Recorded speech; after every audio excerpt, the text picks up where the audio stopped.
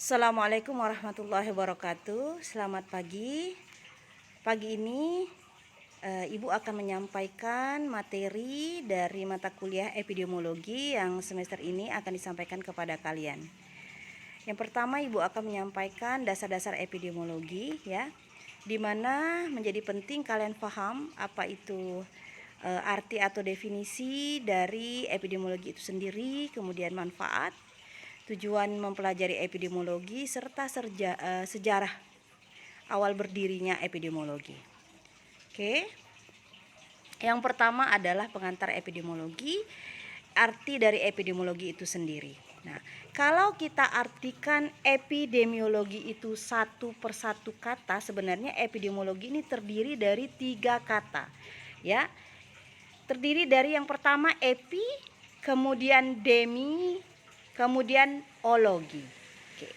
Yang pertama adalah epi. Apa itu epi? Epi itu permukaan, bisa juga dikatakan di atas atau menimpa.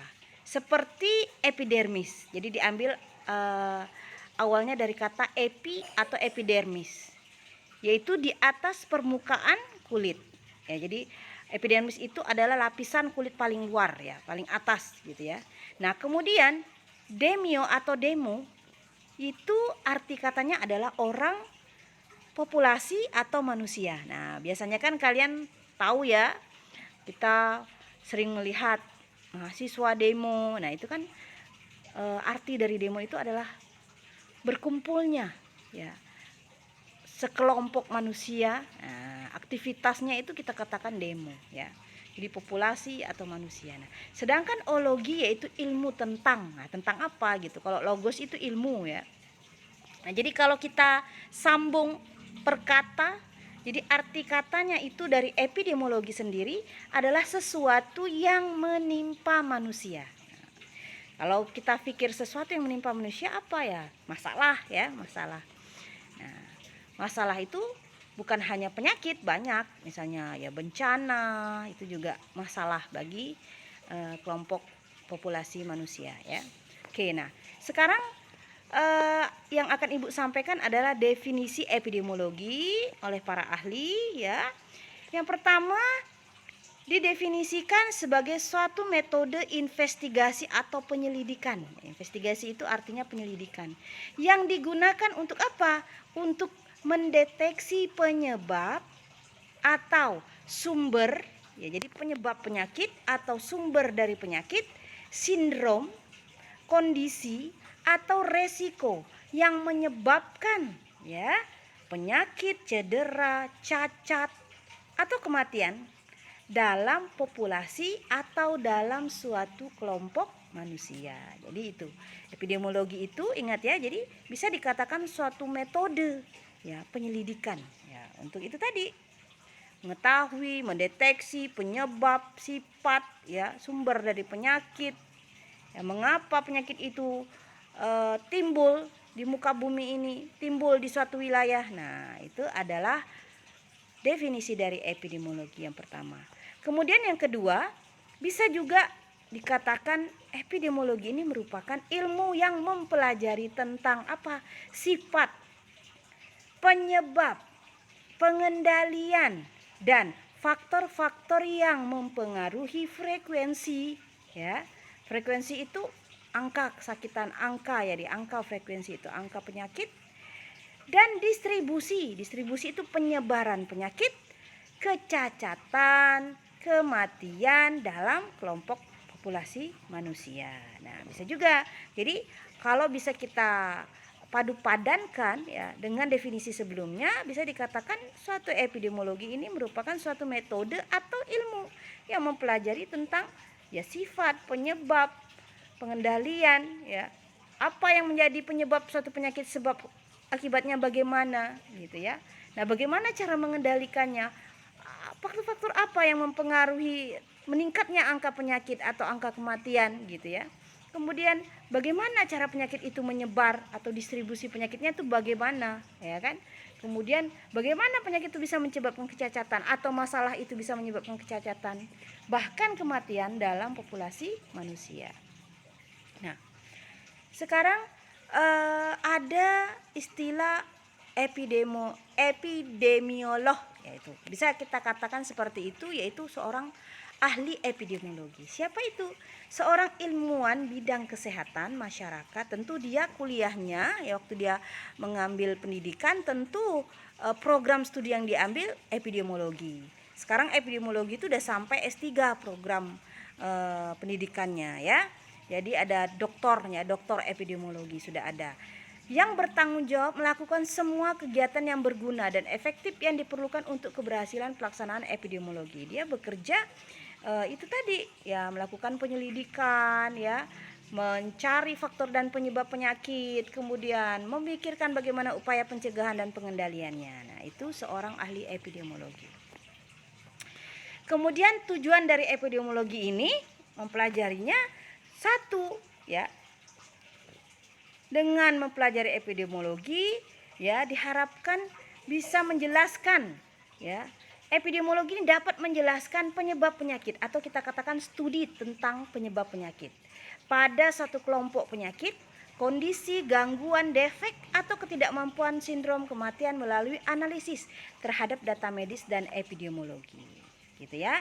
Jadi dengan epidemiologi ini kita jadi bisa tahu gitu ya, bagaimana perjalanan suatu penyakit dari penyakit itu muncul sampai bisa menyebabkan penyebaran atau penularan kepada orang lain. Nah, misalnya seperti itu. Kemudian untuk menentukan apakah data epidemiologi yang ada konsisten dengan hipotesis yang diajukan dengan ilmu pengetahuan, perilaku, dan biomedis yang terbaru. Ini biasanya pada saat kita melakukan riset atau penelitian ya. Di penelitian itu tentu kita akan menegakkan hipotesa, kesimpulan sementara gitu ya. Nah, untuk diajukan apakah kira-kira hasil penelitian kita itu sesuai dengan keinginan kita ya. Apakah benar faktor-faktor ini ada hubungannya dengan penyakit itu apa tidak gitu ya, pada perilaku manusia ya, atau pada hal-hal yang ingin kita kaji ya terhadap suatu penyakit. Kemudian yang ketiga, untuk memberikan dasar bagi pengembangan langkah pengendalian dan prosedur pencegahan bagi kelompok dan populasi yang beresiko. Nah, dengan adanya data, hasil penelitian, hasil survei itu diharapkan ya bisa membantu khususnya pemerintah dalam pengembangan langkah pengendalian, pencegahan, serta mungkin kita bisa membuat suatu prosedur penanganan suatu penyakit ya. Bagaimana supaya penyakit ini bisa tertangani dengan baik atau bagaimana penyakit ini bisa dicegah dengan baik. Misalnya pada saat kasus COVID-19 ya. Dengan kita mempelajari perjalanan penyakit ya, bisa mempelajari rantai penyakit, rantai penularan penyakit, kita bisa tahu penyebab awal penyebaran penyakit itu mudah tertular kok saat dari orang ke orang lain, bagaimana metode penularannya, cara penularannya pakai apa, mekanismenya pakai apa gitu ya, secara apa, apakah airborne lewat udara apa lewat air. Jadi kita tahu oh ini kayak COVID lewat udara ya, lewat apa namanya droplet gitu ya. Nah, tentu kita pakai cara-cara yang memang sesuai dengan mekanisme penularannya, dengan masker karena lewat udara gitu kan. Tidak mungkin kalau misalkan dia lewat udara kita cegahnya pakai yang lain gitu kan, tentu tidak cocok. Nah, dengan epidemiologi ini memudahkan ya tim pengendalian penyakit, tim epidemiologi itu sendiri berpikir bagaimana untuk melakukan upaya pengembangan, pengendalian, pencegahan terhadap penularan penyakit itu sendiri. Nah, sekarang adalah sejarah berkembangnya epidemiologi. Ya, diawali dari tokoh di bidang kedokteran dan epidemiologi yang mengkaji penyakit dan cara penyebaran epidemi dalam satu kelompok manusia. Nah, dulunya itu dalam hanya bisa melalui pencatatan. Kejadian tidak selalu muncul dalam urutan dan kronologis yang jelas atau terjadi di negara benua yang sama. Jadi zaman dulu itu tidak selalu muncul penyebabnya yang sama gitu ya, atau kejadiannya sama-sama terjadi gitu di suatu negara, karena zaman dulu tentu teknologi tidak seperti sekarang. Sekarang kalau ingin menegakkan suatu penyakit enak, ada lab, ada screeningnya ya, ada deteksi dininya. Kalau dulu kan tidak ada, jadi orang masih pakai catat, masih ngumpulin siapa yang sakit, di mana saja yang sakit, kapan sakitnya, tanda gejalanya apa. Nah, dimirip-miripkan tuh supaya bisa tahu oh ternyata ini kena kena penyakit campak, oh ini kena malaria gitu ya, tanpa ada alat tes kalau dulu. Nah, kalau sekarang sudah canggih ya. Nah, kemudian kita harus paham Bapak epidemiologi. Ya, jadi yang mendirikan epidemiologi itu adalah seorang ahli epidemiologi pertama di dunia. Itu namanya Hippocrates, tahun 460 sampai 377 sebelum Masehi. Awal muasalnya ya, dia frustasi karena menyaksikan pasien meninggal dunia. Tapi dia tidak tahu penyebab sumber penyakitnya itu apa dan penyebabnya apa. Nah, biasanya memang kadang manusia ini akan berpikir keras setelah tertimpa satu masalah, ya kan? Dia kalau tidak tertimpa masalah atau tidak terjadi sesuatu dalam hidupnya, tentu dia tidak akan berupaya untuk keluar dari masalah itu gitu loh. Nah, dengan tertimpa masalah, ya, musibah, dia akan berpikir keras sehingga dia frustasi karena banyak sekali ya pasien meninggal dunia, tapi dia tidak tahu dan bagaimana melakukan upaya pencegahan dan mencegah supaya kematian itu tidak terjadi. Nah, kemudian ada juga kontribusi di bidang kesehatan masyarakat.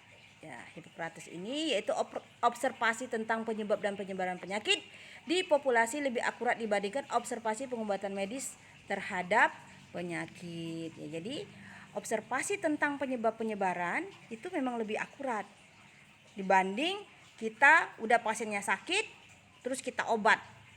Ya, lebih bagus memang kita melakukan upaya pencegahan. Kemudian nasihat yang menekuni bidang kedokteran. Pengetahuan tentang pengaruh musim setahun, angin panas, dingin, karakteristik air terhadap penyakit. Nah, ini juga ya. Jadi mungkin penyakit ini timbul karena perubahan musim. Musim-musim setahun pada satu negara itu bisa menyebabkan terjadinya suatu perubahan pola penyakit juga gitu ya. Kita kenal kalau dulu di Indonesia ya sebelum Covid ini banyak sekali penyakit-penyakit yang terpengaruh oleh musim. Misalnya kalau di Pontianak atau di negara di provinsi lain di daerah Jakarta atau di provinsi Sumatera Utara ya. Kalau musim hujan seringnya karena banyak air yang tergenang ya sehingga mudah nyamuk berkembang biak. Adalah penyakit demam berdarah. Musim kemarau, kebakaran hutan, timbullah penyakit ISPA misalnya seperti itu. Nah, itu juga merupakan nasihat yang ditekuni dalam bidang kedokteran untuk memikirkan bagaimana upaya pencegahan dan pengendalian pada penyakit gitu ya. Nah, kemudian kejadian epidemik 1, epidemik 3 atau on earth, waters and place. Penyakit berbeda terjadi di tempat berbeda. Misalnya malaria, yellow fever di daerah-daerah yang ada rawa ya. Ini pada kejadian di dunia ya, epidemik 1, epidemik 2 ya.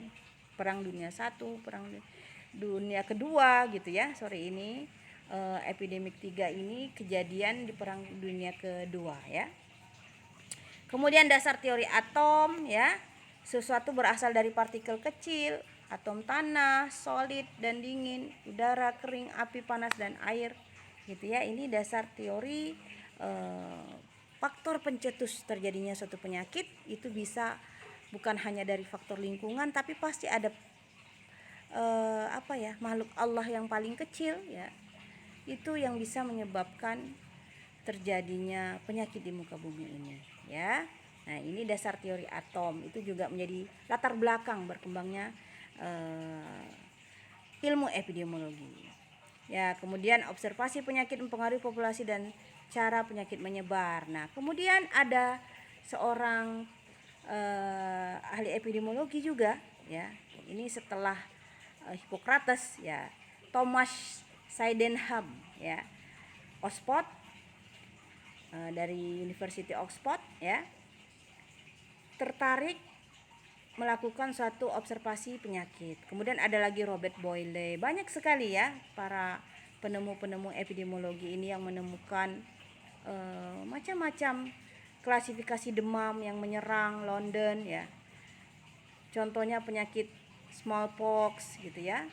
kemudian bagaimana tindakan dan cara pemulihannya supaya tidak smallpox ini ya seperti ini juga ya, campak gitu ya. Olahraga, udara segar, makanan yang sehat itu merupakan tindakan dan cara pemulihan gitu ya. Nah, ada lagi penyakit skorbut tahun 1753. Ini kalian boleh baca di buku epidemiologi yang dijadikan referensi saya dalam membuat bahan ajar ini. Di situ lengkap sejarah tentang perkembangan epidemiologi ya. Nanti tinggalkan dibaca saja.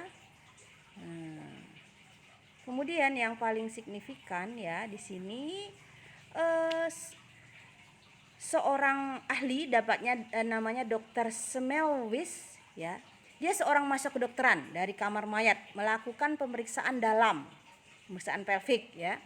Nah, dia menemukan ya, karena dia bekerjanya di rumah sakit bersalin, dia menemukan ibu-ibu habis bersalin itu meninggal ya karena demam pada saat nifas.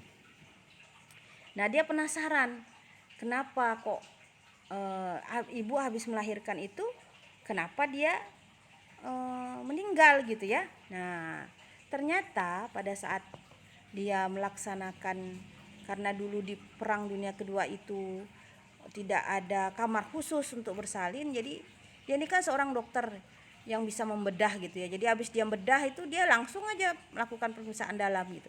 Habis bedah langsung aja pemeriksaan dalam tanpa mungkin tidak mencuci tangan. Nah, jadi dia mencuci tangan pertamanya tapi tidak menggunakan larutan klorin, hanya cuci tangan biasa saja sampai akhirnya dia menemukan suatu cairan ya, namanya klorin. Dicobanya, direndamnya seluruh alat-alat peralatan kesehatan, kemudian dia juga dicucinya tangannya itu dengan larutan klorin sehingga angka kesakitan atau kematian disebabkan demam nifas itu menurun. Nah, jadi penemu klorin ini adalah Dr. Semmelweis ya. Tahun 1840. Berarti kalau klorin itu udah lama sekali ya, dan itu memang bagus untuk membunuh kuman dan bakteri yang ada di alat-alat kesehatan bekas pakai itu ya. Memang harus direndam, makanya teorinya sekarang kan. Nah, itu salah satu sejarawan epidemiologi yang kalian nanti bisa baca. Nah, ini banyak sekali sejarah perkembangan epidemiologi. Kalau ibu cerita satu-satu panjang ini ya, tentang keracunan di kapal, ada semua di sini. Seru sekali kita membacanya itu ya. Nah, mungkin itu tentang sejarah perkembangan epidemiologi. Nah, ini terkait nanti pertemuan selanjutnya tentang cara pandang ekologi, mengkaji interaksi berbagai macam elemen dan faktor dalam lingkungan dan implikasi terkaitan dengan penyakit. Ini kita akan bahas di pertemuan selanjutnya, yaitu segitiga epidemiologi ya. Nah, nanti pertemuan selanjutnya akan kita bahas bersama-sama apa keterkaitan ketiga segitiga epidemiologi itu antara keterkaitan agen, pejamu, dan lingkungan. Oke, terima kasih. Sampai bertemu di materi selanjutnya. Silakan komen apabila ada yang ingin ditanyakan. Kemudian silakan